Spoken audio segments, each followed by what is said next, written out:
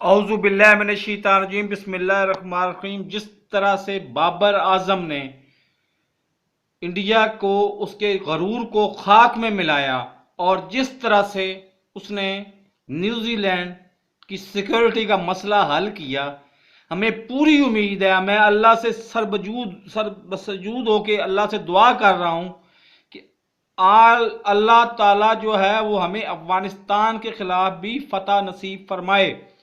और जिस इसी तरह से अगर आजिज़ी का मुजाहरा करता रहा बाबर आजम भी और उसकी पूरी टीम भी, तो इंशाल्लाह वो वक्त दूर नहीं कि हम वर्ल्ड कप जीत के आएंगे।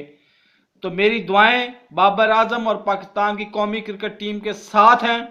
अल्लाह ताला उसको कामयाब करे, आमीन सुमा आमीन। मेरे चैनल को सब्सक्राइब नहीं किया तो सब्सक्राइब कर लें, साथ रखे बेल आइकन को दबा के नोटिफिकेशन को ऑन कर दें ताकि मेरी हर नई आने वाली वीडियो का नोटिफिकेशन आपको बर वक्त मिल सके। अल्लाह हाफिज।